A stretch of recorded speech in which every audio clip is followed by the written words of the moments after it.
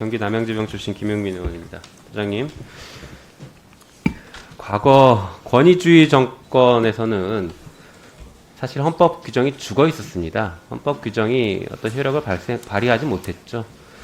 그런데 지금 민주정권이 수립되면서 이 헌법 규정을 생명력을 불어넣고 있는 것이 사실 헌재의 주요 기능인 것 같습니다.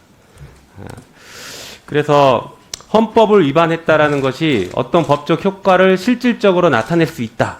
효과가 있구나라는 것을 국민들이 충분히 체감할 수 있는 게 헌법재판소의 제 역할이다. 이렇게 생각을 합니다. 동의하시죠? 네, 그렇습니다. 네. 예를 들어 사법농단 판사 재판에서 헌법 위반이라는 내용이 명시적으로 판결문에 기재가 됐습니다.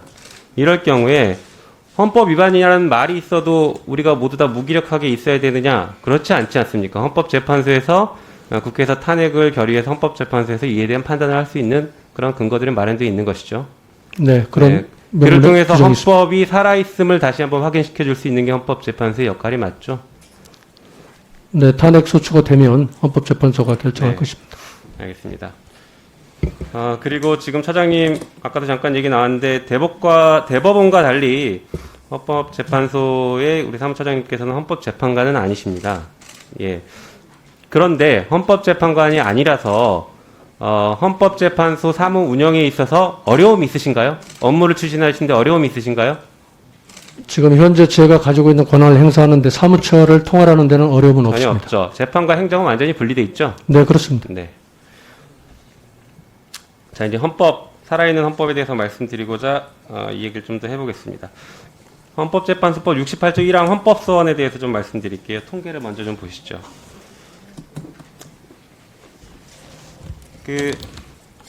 이제 공권력의 행사 또는 불행사로 인해서 헌법상 보장된 기본권을 침해받는 경우에 헌법소원을 신청할 수 있습니다. 그런데 지금 헌법소원이 건수가 점점 늘어나고 있습니다. 2020년 지금 8월 기준으로 1660건, 작년에 2062건이었습니다.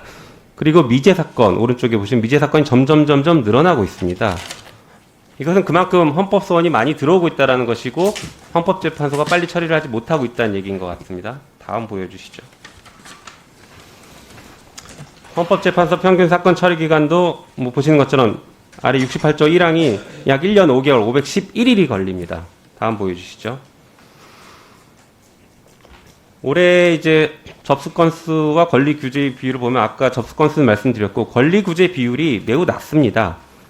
그 국민들이 68조 1항을 통해서 헌법소원을 제기해도 1년 5개월을 기다려서 받는 것은 3% 정도의 인용률입니다. 매우 낮은 권리 구제율이 있습니다. 이에 대해서는 헌법재판소도 많은 고민이 있는 것으로는 알고 있습니다. 그 다음 보여주시죠.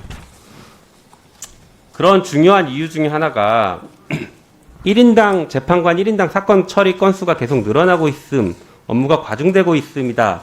라고 보여지는데 이 부분은 맞습니까? 네.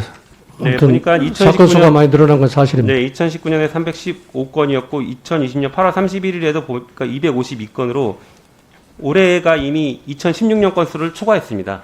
맞죠? 다음 네. 보여주시죠.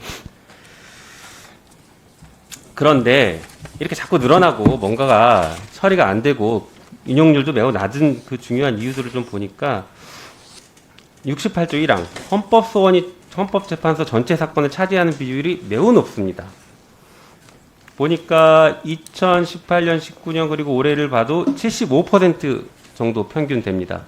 다시 말해서 헌법재판소가 전체가 처리하는 사건의 75%는 헌법소원이라는 것입니다. 그만큼 국민들이 헌법소원, 공권력의 행사에 대해서 위헌성을 다투는 억울함을 호소하는 것은 점점 늘어나고 있고 헌법재판소는 점점 그 처리가 늦어지고 있고 인용률이 낮고 이런 불균형이 지금 존재합니다.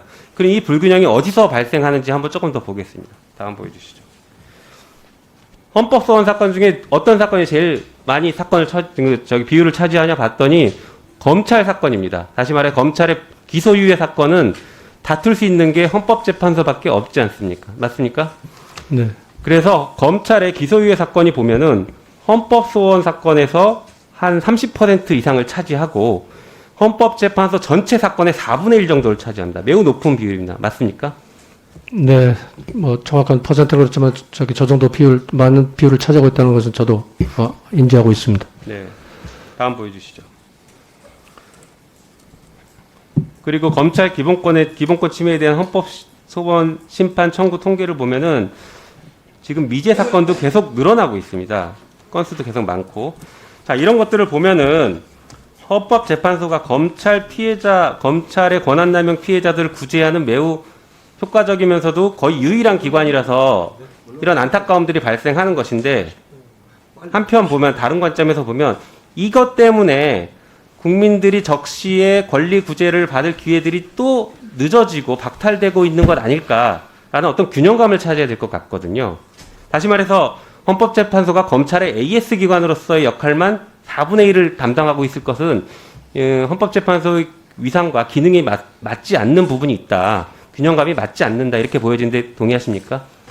네, 그 통계 속에 심도 있는 지적을 해주셔서 저희 헌법재판소가 사실 그 점이 굉장히 그 아픈 부분인데 지적을 해주셔서 공감하고 있습니다. 네. 그러면 아까 말씀드린 인용률이 3% 정도밖에 안 되는데 왜 그렇게 낮은지도 한번 살펴봤습니다. 보니까 헌법재판소에 지금 검사들이 파견되고 있죠. 네, 네 분이 와 계십니다. 예, 그 네 분이 파견돼 있고 상근하고 있습니까? 당연히 예. 예, 이분들 지금 헌법소원에 대해서 의견을 냅니까? 네, 당연히 같이 예. 저 연구관과 똑같이 자, 그렇죠. 하고 지금 있습니다. 청구인은 헌법재판소에 상주합니까? 아니죠. 네, 그렇습니다. 피청구인의 대리인격을 갖는 사람 검사는 헌법재판소에 상주하고 있습니다. 이게 힘의 균형이 맞지 않는다고 생각하지 않으십니까? 그 검찰 기소유 사건이나 검찰 무혐의 불기소 사건들을 그 검찰에서 오신 분들이 다 전담하지는 않습니다.